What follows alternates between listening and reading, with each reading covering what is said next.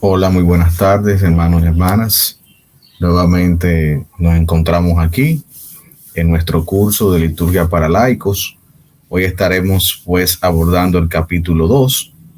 La próxima semana, la semana anterior, mejor dicho, fue de manera virtual, pero hemos cambiado este proceso de virtualidad a pregrabaciones online para que así todos puedan tener de su tiempo la facilidad de poder entrar y buscar la información en su tiempo, en el tiempo en que puedan. Hoy estaremos pues abordando brevemente la originalidad del culto cristiano. Esta es su escuela bíblica, San Pablo VI y Héctor Jesús Arias, un servidor. Por eso vamos a iniciar con una retroalimentación de lo que conocimos la semana pasada. Estuvimos conociendo la base histórica cultural de nuestro culto cristiano y tiene mucha influencia del Antiguo Testamento, tiene muchas influencias de esas primeras comunidades creyentes en Dios, esas tribus judaicas. Por eso, la estructura de la liturgia de la palabra que hoy vivimos, de salmos, de lecturas bíblicas, tiene un gran componente cultural judío.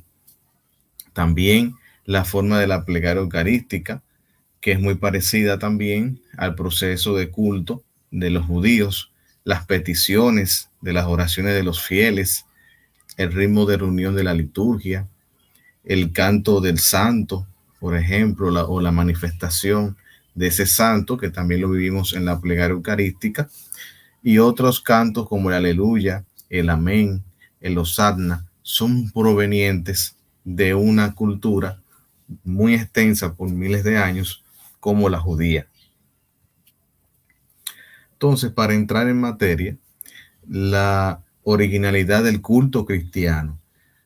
La liturgia cristiana se diferencia de la judía en la misma proporción en que el cristianismo se diferencia del judaísmo.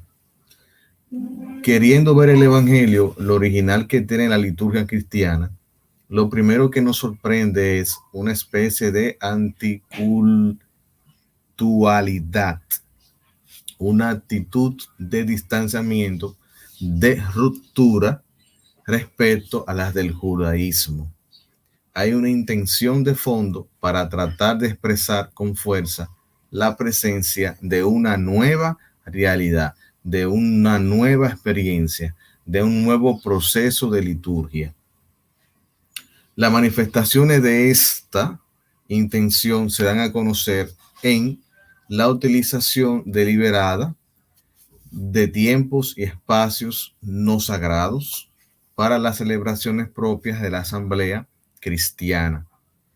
La fracción del pan o la cena del Señor se celebraba en casas. No era necesario ir a una sinagoga, no era necesario ir a un centro o lugar específico para manifestar la liturgia cristiana. También se manifiesta en el uso y aplicación especial del vocabulario cultual. O sea, se evitan términos técnicamente cultuales como sacerdote, sacrificio, en el ámbito propiamente cristiano.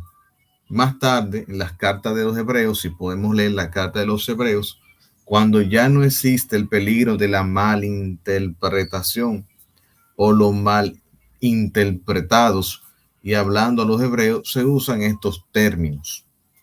Había que tener mucho cuidado con las interpretaciones que se hacían a las escrituras, a los papiros, y teniendo cuidado con los fariseos, con los maestros de la ley de aquellos días y todo ese proceso de cultura judaica, había que tener también cuidado como uno en aquellos momentos los primeros cristianos se expresaban. Por eso vamos a decir dos palabras sobre la actitud de Jesús ante el tema del culto. Jesús ante el tema del culto. Jesús de Nazaret vive y actúa dentro del sistema cultural de su pueblo. Frecuentemente la sinagoga los sábados, Él frecuentaba la sinagoga los sábados. Podemos encontrarlo en Lucas 4:16, Marco 1:21-39. Participaba también en el culto del templo, en las fiestas anuales de peregrinación. Jesús era activo con lo memorial, con lo cultural, era activo también como judío de frecuentar los sábados la sinagoga. Jesús ante el culto, podemos decir, pero quebranta con frecuencia ese orden cultual, o sea, manifestando su libertad soberana sobre él. Por ejemplo, el tema de los sábados, el tema de la purificación, el tema de los milagros un sábado. No es que él no iba a la sinagoga, pero aún así, él quebranta con frecuencia ese orden cultural, o sea, esa forma de vivir el culto del pueblo judío. Él también lo manifiesta libremente porque es soberano en él. Él va implementando su fuerza cultural en una liturgia judía. La razón de este comportamiento está en querer dar a conocer que Dios sí se hace presente en el acto cultual, es para liberar. Por esto, en las comidas habituales se hace presente la acogida y el perdón de Dios, sin ningún rito ni liturgia penitencial. Se coloca en la línea profética con una voluntad claramente reformadora del culto. Podemos decir, recuerda y pone al descubierto que el valor o la nulidad del culto depende del amor y el perdón al hermano. Afirma con satisfacción que el amor al prójimo vale más que todos los holocaustos y sacrificios. Ataca a los fariseos por no haber comprendido este principio fundamental. Misericordia quiero y no sacrificios. Mateo 9:13, 12:7. Y como hemos dicho anteriormente, proclama un culto en espíritu y en verdad.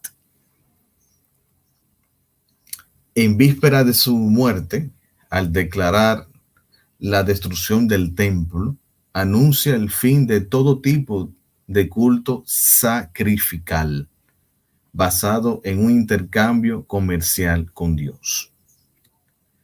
Continuamos con la diapositiva con el tema de los fundamentos del nuevo culto. ¿Dónde se fundamenta esto? Así como la profesión de fe judía confiesa, el Señor nuestro Dios es el único Señor, la comunidad cristiana primitiva aclama que Jesús es el Señor. Filipenses 2:11. Por eso el culto cristiano a Dios se realiza ahora en Cristo Jesús. Es verdad que la primitiva comunidad cristiana no rompe en un primer momento con el tiempo, pero introduce una clave nueva. El evangelio es el fundamento del culto cristiano. Todos los escritos del Nuevo Testamento están imbuidos por estas dos afirmaciones. La primera, Jesús, el crucificado, ha sido resucitado por Dios. Y todo lo que desde ahora puede merecer el nombre de culto está marcado por ese acontecimiento. Muerte y resurrección, ¿verdad? Que Dios ha realizado a favor de los hombres. El segundo punto, el que ha sido resucitado es el crucificado, aquel que ha sido ajusticiado según la ley. Luego la ley, el comportamiento cultual por sí mismo es incapaz de obrar la salvación y carecer de valor. Tenemos también en este segundo capítulo la vida como culto. En el Nuevo Testamento, las expresiones cultuales son empleadas para designar las acciones y los dones del Espíritu Santo. ¿Por qué? Porque la existencia del creyente vivida en fidelidad al Espíritu de Cristo puede llegar a convertirse en culto espiritual, en un culto perfecto de los últimos tiempos o el culto perfecto de los últimos tiempos. Como dice Romanos 12, del 1 en adelante, os exhorto, hermanos, por la misericordia de Dios, a que ofrezcáis vuestro cuerpo como víctima viva, santa, agradable a Dios. Tal será vuestro culto espiritual. Pablo invita a un culto nuevo. Es la liturgia de la vida secular de la existencia presente en el mundo. Por otro lado, Pablo ve su ministerio apostólico como si fuera a realizar una tarea litúrgica. Para Pedro, las categorías cultuales fundamentales, templo, sacerdocio y ofrenda sacrificial, son reinterpretadas y vistas según una nueva identidad por medición de Cristo. Como dice Primera de Pedro 2:5, también vosotros como piedras vivas vais construyendo un templo espiritual dedicado a un sacerdocio santo para ofrecer por medio de Jesucristo sacrificios espirituales agradables a Dios. Semejanzas y diferencias. Semejanzas y diferencias. Vamos a comparar las semejanzas y diferencias del culto judío y el cristiano. Aquí tenemos, por ejemplo, como semejanza muchas formas externas, por ejemplo, la reunión semanal, la importancia de la palabra en las reuniones, todo el Antiguo Testamento, los salmos como oración diaria, las oraciones de la mañana y la tarde, el ser memorial, casi todo, o sea, lo externo, lo que se va representando a la luz litúrgica. Diferencia, nuestro memorial es Cristo, es el origen y el final del culto cristiano. Sin él no tiene ningún sentido el culto. Él es el mediador entre Dios y nosotros. Todo lo hacemos con él, por él y en él. Hasta aquí este segundo capítulo. Ya la próxima semana estaré enviando el video del segundo módulo. Estuvimos pues compartiendo en estas dos intervenciones la base histórica cultural del culto cristiano.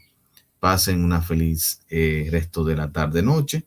Esta es su escuela San Pablo VI de la parroquia Divina Misericordia. Muchas bendiciones a todos.